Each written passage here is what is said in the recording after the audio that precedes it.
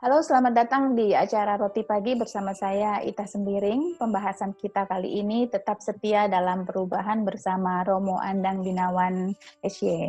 Terima kasih Romo sudah berkenan berbagi roti bersama saya. Apa kabarmu? Baik, baik. Salam semua. Iya. Nah, jadi kita mau bicara tentang perubahan. Di tahun 2020 ini banyak sekali perubahan terjadi ya, Mo, dan kali ini kita membahas perubahan di dalam sebuah keluarga, di mana mungkin tiba-tiba karena kita banyak di rumah, kita melihat pasangan, entah itu suami atau istri, kok tiba-tiba kayak berubah gitu loh. Banyak sifat-sifat yang tidak dikenali selama ini dan terlihat mereka itu sebagai orang asing di mata kita. Padahal selama ini juga tidak ada yang berubah, hanya saja mungkin tidak sempat mengamati karena sibuk. Tapi karena banyak di rumah, jadi punya waktu banyak mengamati dan terlihat sebagai perubahan, sehingga menimbulkan konflik. Nah, bagaimana kita menyikapi situasi-situasi seperti itu ya, Mo? Yang pertama-tama ya, mari kita lihat bagaimana yang namanya berubah itu kan sebenarnya tidak berubah, cuma dulu tidak kelihatan. Ya. Ya kan? Tidak kelihatan itu ada dua. Yang pertama karena yang terkait dengan interaksi di dalam keluarga, ya pertemuannya atau perjumpaannya kan sedikit. Betul. Ya kan? Kerja, pulang, udah itu aja kan sebenarnya. Tapi yang kedua karena tingkat stres yang tinggi mungkin, sehingga membuat yang dulu tidak muncul jadi muncul kan? Iya.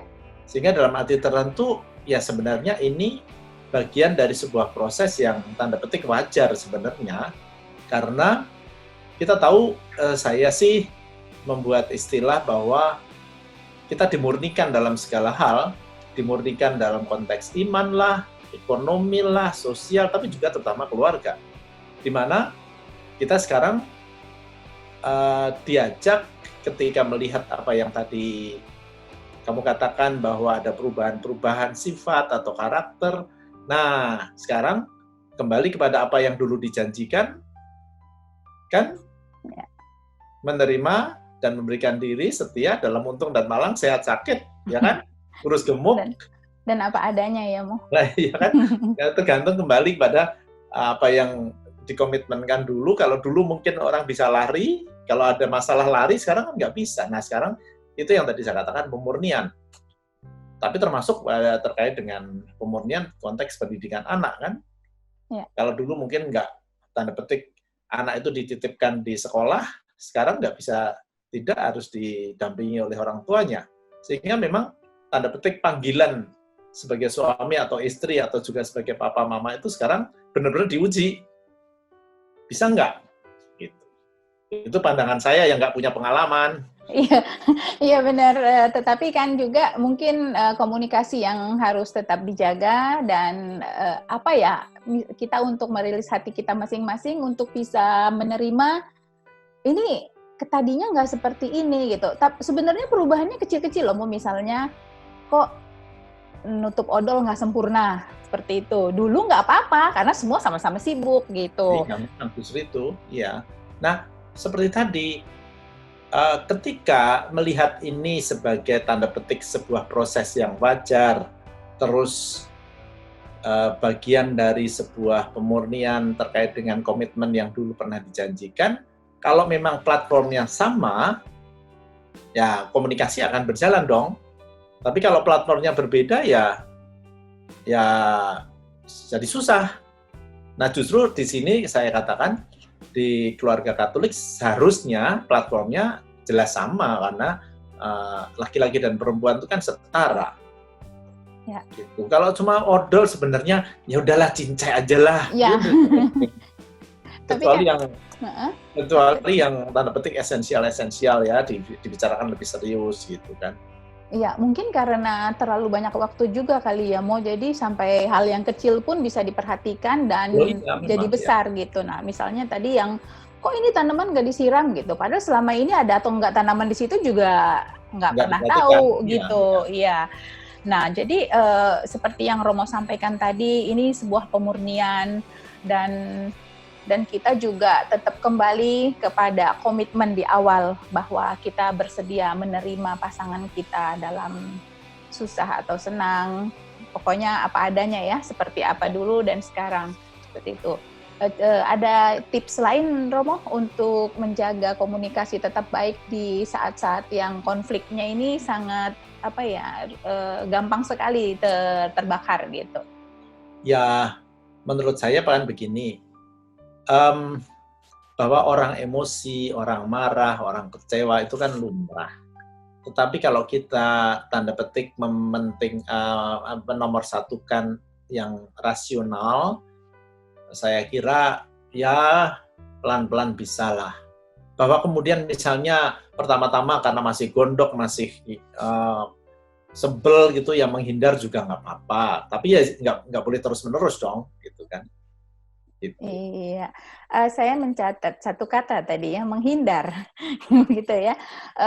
Kalau dulu ya seperti Romo bilang, dulu tuh menghindar gampang banget, pergi sebentar kemana, ngopi sebentar atau kongko dengan teman-teman. Nah, Iya. untuk saat ini kan mau menghindar juga lebih berbahaya di luar sana daripada menghadapi pasangan yang berubah tadi, gitu. Iya, iya.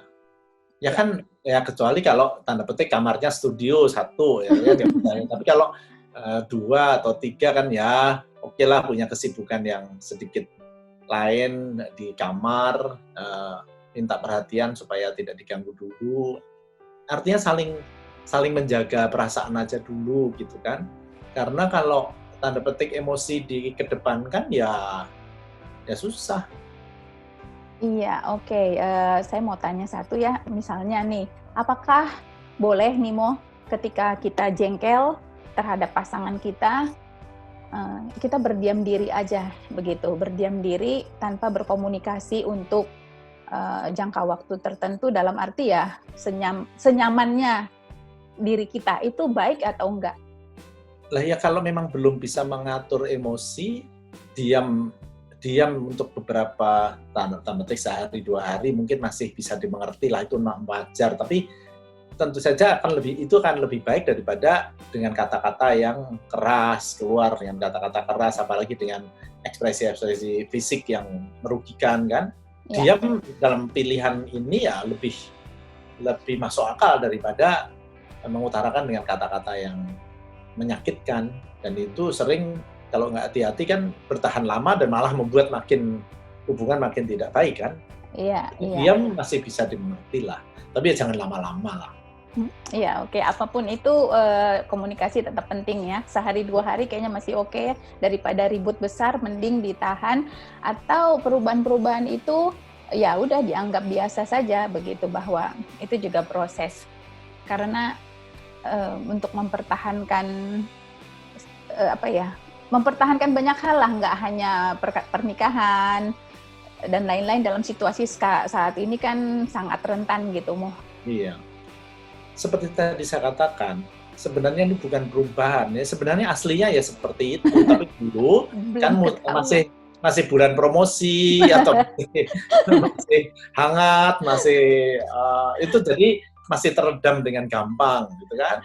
Tapi sekarang ya sudah tanda petik ya flat itu ya jadi aslinya keluar kan. Udah night sale ya Mo. Iya. Dipromosiin juga udah susah, udah sulit untuk menerima seperti itu. Ya oke Mo, terima kasih banyak karena saat ini kan pernikahan itu juga banyak sekali yang rentan dan orang memilih untuk menyelesaikan dengan cepat dalam arti berpisah atau masing-masing seperti itu gitu. Jadi karena menurut saya pernikahan itu seperti yang pernah saya tulis dulu, pernikahan itu bukan teka-teki misterius, tapi harus diselesaikan secara serius gitu. Jadi yang bisa saya tangkap tadi dari apa yang Romo sampaikan, apa yang Romo sampaikan adalah tetap berpegang pada komitmen. Cinta boleh luntur ya Mo ya, tapi komitmen tetap. Bener nih Mo? Bener ya Mo? Sebenarnya cinta luntur itu kan cinta yang namanya perasaan. Ya. Tapi kan cinta kalau mau lebih dalam, ya seperti yang di komitmen kan, dalam pandangan Katolik, cinta itu bukan sekedar perasaan. Cinta adalah sebuah upaya terus-menerus bertumbuh menjadi tanda kasih Tuhan kan. Ya. Tapi sekaligus kita tadi belum saya katakan, kan yang namanya manusia sempurna nggak ada suami sempurna, nggak ada istri sempurna, nggak ada orang tua sempurna, apalagi mertua sempurna, nggak ada kan. Nah, bagaimana melihat ketidaksempurnaan ini sebagai sebuah tanda petik rahmat terselubung yang dalam arti tertentu membuat kita menjadi lebih dewasa, menjadi lebih kuat, menjadi lebih bijaksana gitu kan.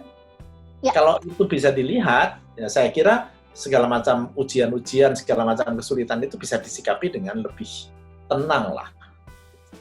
Oke, Romo terima kasih banyak dan sangat membuat lega bahwa ketidaksempurnaan itu adalah rahmat yang terselubung. Jadi kita tetap harus menerima dan sesuai komitmen di awal bahwa harus selalu setia dalam segala situasi.